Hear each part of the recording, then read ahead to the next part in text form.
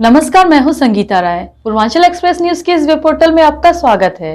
आइए देखते हैं हमारे संवाददाता राम सकल यादव की यह विशेष रिपोर्ट।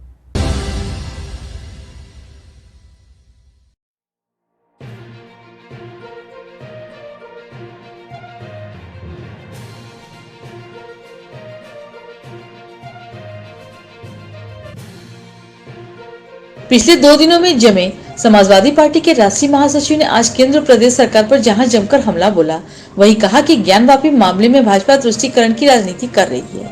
उन्होंने कहा, जब मामला न्यायालय में है तो फिर मंदिर या मस्जिद है यह कहने से नहीं होगा, न्यायालय का फैसला ही मान्य होगा। वर्ष 2024 में पार्टी व संगठन को मजबूत करने के लिए जिले के 2 दिवसीय दौरे पर पार्टी के कील कांटे दुरुस्त करने के लिए आज रोडवेज स्थित एक होटल सभागार में आयोजित पत्रकार वार्ता दौरान समाजवादी पार्टी के राष्ट्रीय महासचिव शिवपाल यादव ने कहा कि भाजपा सरकार ने एक से बढ़कर एक नारे दिए, वादे किए, लेकिन एक भी वादे पूरे नहीं हुए। जनता इनके नारे के बहकाव में आ गई। जहां विदेशों में भी देश की छवि खराब हुई, जानबूझकर देश को बदनाम किया गया। 9 साल बेमिसाल, लेकिन आजमगढ़ में ही एक काम नहीं दिखाई दे रहा है। केवल नारेबाजी, झूठ की राजनीति हो रही है। शिवपाल यादव ने कहा कि वे 2 दिनों से आजमगढ़ में बिजली की हालत यह है कि 1 घंटे में कितनी बार कट रही है, इसका कोई हिसाब नहीं है। सूखा पड़ा है, ट्रांसफार्मर फूके पड़े हैं, लग नहीं रहे हैं। किसानों ने फसलों में अपना सब कुछ लगा दिया, लेकिन उनको पानी नसीब नहीं हो रहा है और सरकार इस तरफ ध्यान नहीं दे रही है। उन्होंने कहा कि भाजपा सरकार में भ्रष्टाचार चरम पर है।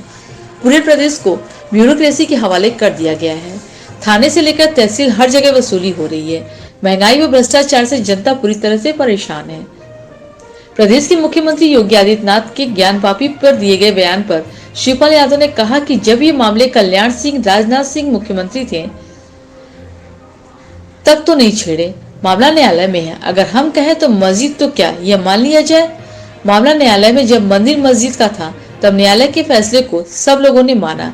ये भारतीय जनता पार्टी के लोग जब चुनाव आ जाता है तो केवल तुष्टीकरण की राजनीति करते हैं। जब मामला न्यायालय में है तो न्यायालय जो फैसला देगा सब लोगों को मानना होगा। आजमगढ़ के उपचुनाव में पार्टी की हार पर सपा महासचिव शिवपाल यादव ने कहा कि राजनीति में कहीं न कहीं भूल होती है, लेकिन हमने मैनपुरी में जवाब दिया। भाजपा सांसद निरहुआ के द्वारा चाचा आवे और भौजी हम सबको हराकर भेजेंगे के सवाल पर शिवपाल यादव ने कहा कि यह केवल नौटंकी है। जब वे नौटंकी करते तो हम मुख्य अतिथि रहते थे, अब वे फिर नौटंकी करेंगे और हमें बुलाएंगे तो मुख्य अतिथि भी रहेंगे। वे नौटंकी करे तो हम लोग को राजनीति करने दे। यहाँ बैठे सभी लोग राजनीति करने वाले हैं। 3 सालों में भाजपा सांसद दिनेश लाल यादव के लगातार काम करने के तंज पर कसते हुए शिवपाल यादव ने कहा कि ट्रांसफार्मर, पानी, बिजली दे नहीं पा रहे हैं, कोई अधिकारी सुन नहीं रहा है, बस वे सब नौटंकी कर रहे हैं।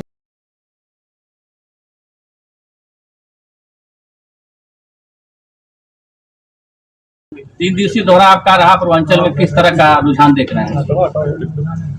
देखिए, मैंने शुरू किया था लखनऊ से चले रायबरेली, रायबरेली से चले फिर प्रतापगढ़, प्रतापगढ़ से जौनपुर, जौनपुर से आ गए आजमगढ़ और अब आगे वो भी जाना है मऊ, मऊ के बाद बलिया।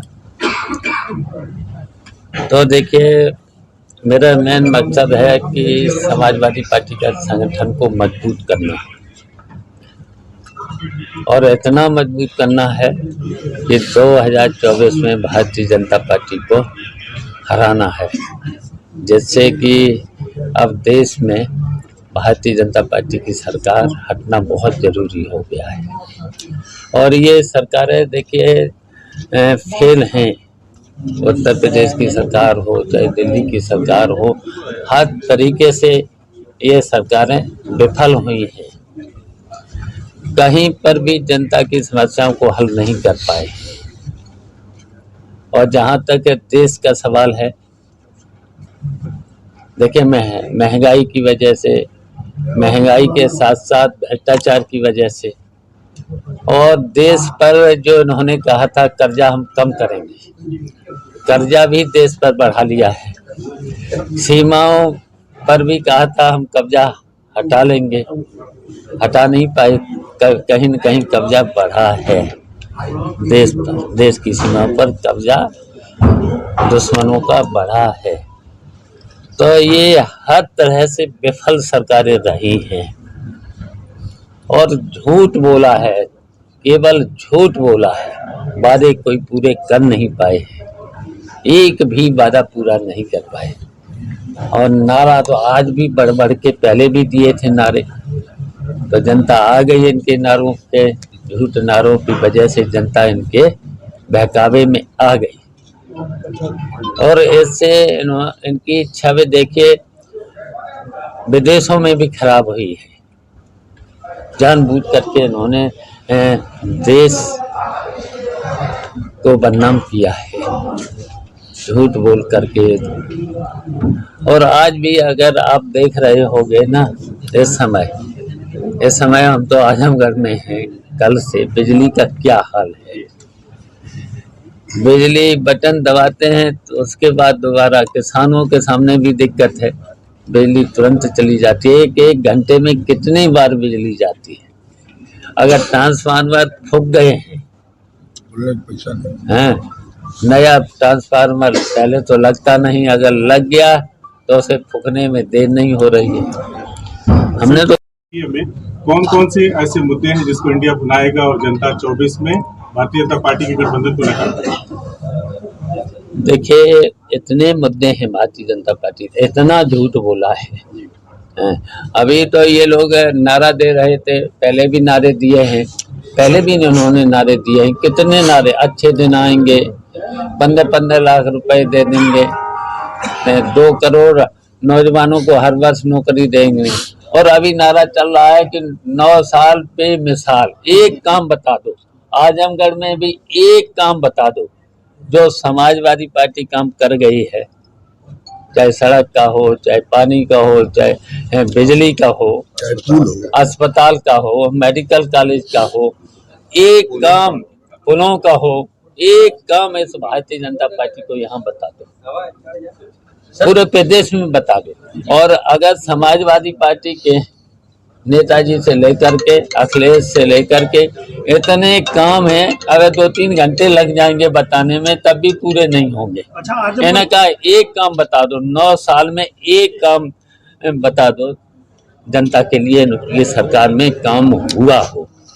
अब परेशान और कर दिया है, नोटबंदी से कितना परेशान, जीएसटी से कितना परेशान, बताइए। अब ये ट्रांसफार्मर नहीं दे पा रहे, बिजली नहीं दे पा रहे, पानी नहीं दे पा रहे हैं, दवाइयाँ अस्पताल में कितनी दवाइयाँ महंगी, महंगाई कितनी, और भ्रष्टाचार बताइए।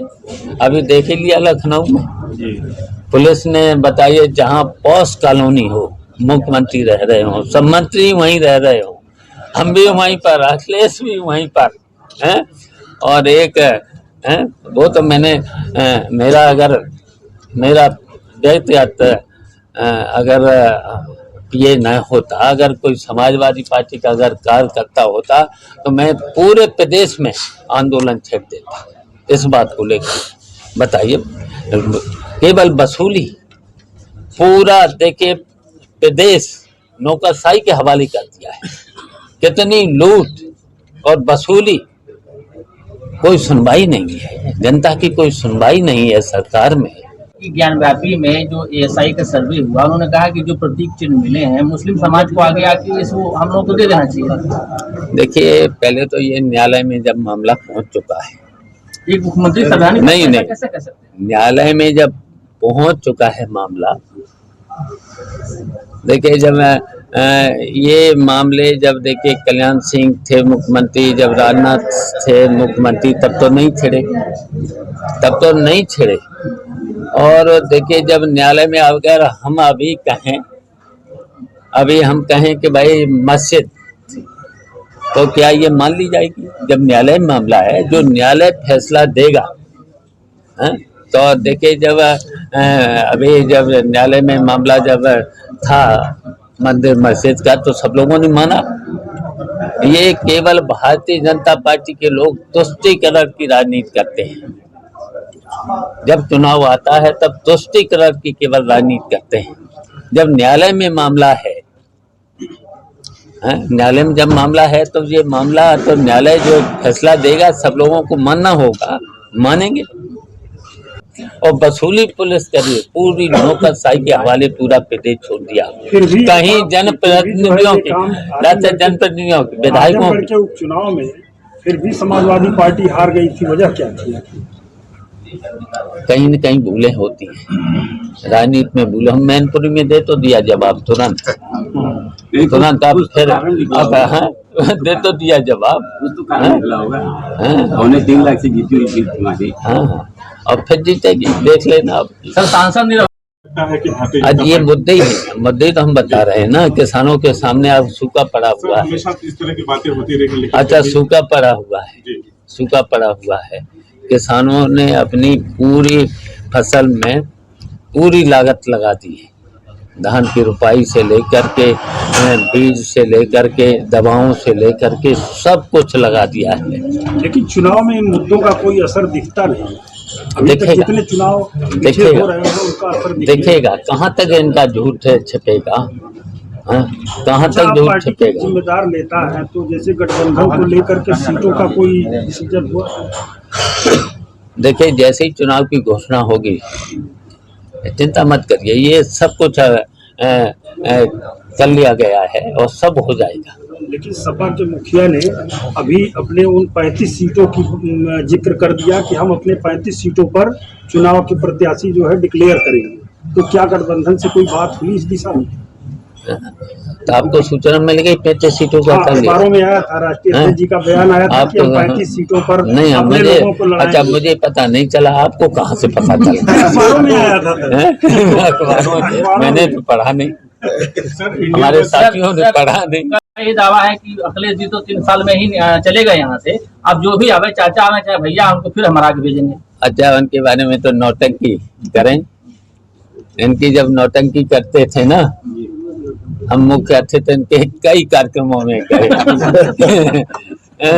और फिर जब नौटंकी करेंगे तो फिर हम मुख्य अतिथि बनाएंगे, तो फिर आज चले आएंगे। तो वही काम करें और हम लोगों को राजनीति करने दें। ये सब लोग राजनीति करने वाले लोग हैं। उनका ये भी कहना है कि 3 साल अखिलेश जी सांसद रहे, कुछ नहीं किया उन्होंने, योजना समिति की बैठक तक में भाग नहीं लेते थे। हम बहुत काम कर रहे हैं। हाँ?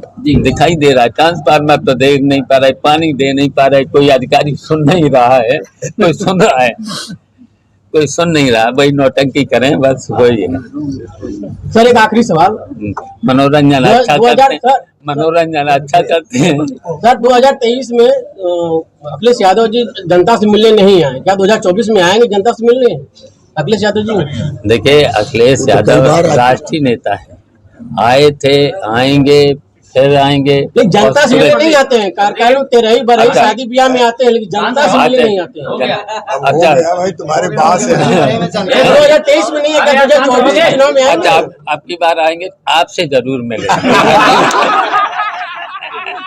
जब भी आते हैं इनसे मिलवा नहीं करने के लिए जरूर मिलेंगे और इनसे जरूर मिलेंगे। मिलवा आप समझ गए। चलिए, धन्यवाद।